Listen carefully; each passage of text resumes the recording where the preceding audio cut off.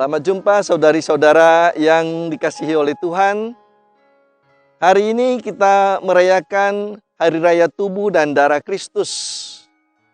Saya ingin mulai dengan satu ilustrasi singkat. Ada seorang anak kecil yang usia kira-kira 10 tahun mempunyai abang yang sakit serius berhubungan dengan kondisi di dalam tubuhnya. Dan abangnya ini suatu saat masuk rumah sakit dan harus diinfus karena mau dioperasi. Keluarganya mencoba mencari darah, rupanya darah abangnya ini khusus. Jadi AB plus. AB plus. Dicari di PMI daerah situ tidak ada. Lalu mereka cari di sekitar kota tersebut, tidak ada juga. Sementara operasi harus segera dibuat. Akhirnya mereka mencoba mentes keluarganya. Dan yang mempunyai darah yang cocok dengan abang itu adalah si adik tadi yang usianya 10 tahun itu. Tapi anak ini masih kecil sekali. Jadi dokter memanggil anak tersebut dan meminta bagaimana memberikan pengertian bahwa darah dari dia sangat penting untuk kehidupan abangnya yang mau operasi. Tanpa darah adiknya, nanti mungkin nyawa abangnya itu akan terancam. Si adik yang 10 tahun itu kaget, bingung, pucat mukanya. Lalu dia berpikir sebentar, kira-kira berapa menit, lalu dikatakan pada dokter, baiklah Pak Dokter, saya akan menyumbangkan darahku untuk abangku.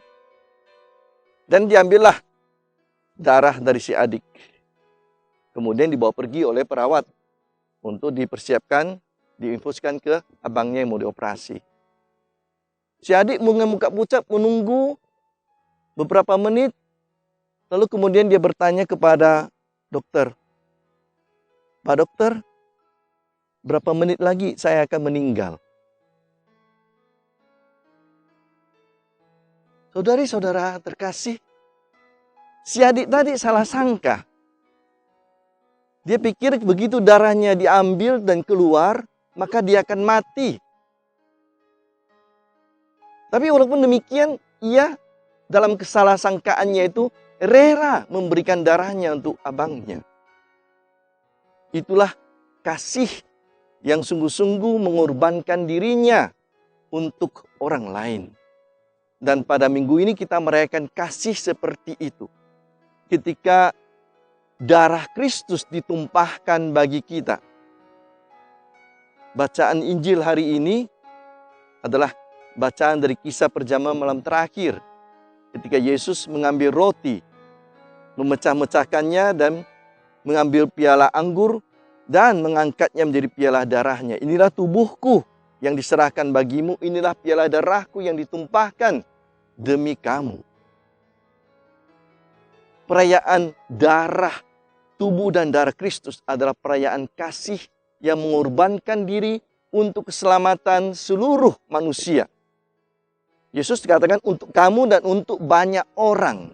Jadi bukan hanya untuk murid Kristus saat itu, tapi untuk semua manusia. Dan kasih inilah yang menyelamatkan. Karena itu dalam bacaan pertama disimbolkan bagaimana darah hewan itu bisa mengusir setan, mengusir segala kejahatan, menebus manusia. Praktek-praktek beberapa kepercayaan memang darah adalah bagian dari kehidupan. Karena itulah dalam beberapa kepercayaan orang tidak boleh makan daging yang bercampur darah atau minum darah karena darah adalah sumber hidup. Dan bacaan kedua juga menekankan kembali bahwa darah Kristus yang suci dan murni itu sungguh-sungguh membawa kekudusan hidup kita kembali dan keselamatan kita. Dan ini sekarang kita boleh rayakan setiap saat ketika kita merayakan Ekaristi. Karena perayaan Ekaristi adalah perayaan perjamuan pertama-tama sabda, tapi setelah itu berpuncak pada perjamuan Ekaristi. Tubuh dan darah Kristus. Nah, kalau kita datang mengikuti perayaan Ekaristi, maka kita mengikuti perayaan kasih dari Tuhan. perayaan keselamatan dari Tuhan. Dan bukan kasih abal-abal yang hanya tergantung kepada mood. Seperti banyak orang sekarang kita lihat, penuh kasih mereka menikah, 3 tahun kemudian bercerai. Kenapa? Kasih abal-abalnya sudah hilang. Bukan. Kasih Tuhan adalah kasih memberikan diri yang terbaik untuk orang lain, keselamatan untuk orang lain. Nah, ketika kita merayakan perayaan Ekaristi, kita ikut perayaan Ekaristi, kita mengikuti sekarang perayaan kasih dan mengalami kasih itu langsung. Ketika tubuh dan darah Kristus diberikan kepada kita dan kita terima. Dan kasih itu kita alami setiap saat ketika kita mengikuti perayaan Ekaristi di manapun kita berada. Nah, kalau kasih seperti itu mempunyai dampak begitu hebat dalam hidup kita ketika kita diangkat menjadi anak Allah, kita diselamatkan, dan kita boleh digabung kembali dalam keluarga Allah. Pertanyaannya adalah, apa pengaruh kasih Ekaristi itu bagi kita sekarang? Tubuh dan darah Kristus yang kita sambut itu bagi kita sekarang. Kita simpan sendiri untuk diri kita? Kita nikmati sendiri? Bukan. Kristus menghendaki supaya apa yang kita terima, kita berikan juga. Kamu telah menerima dengan cuma-cuma, sekarang berikan juga dengan cuma-cuma. Jadi ketika kita merayakan Ekaristi tubuh dan darah Kristus, kita bertanggung jawab untuk juga menyebarkan kasih yang sama kepada orang lain. Bukan dengan imbalan, karena kita terima gratis dari Tuhan, maka kita juga berikan gratis kepada semua orang yang memerlukan dari kita. Dengan demikianlah kita baru sungguh memenuhi hukum Kristus, yakni hukum kasih. Saudari-saudara terkasih, betapa besar kasih Tuhan bagi kita. Betapa hebat tubuh dan darah Kristus yang bekerja dalam diri kita.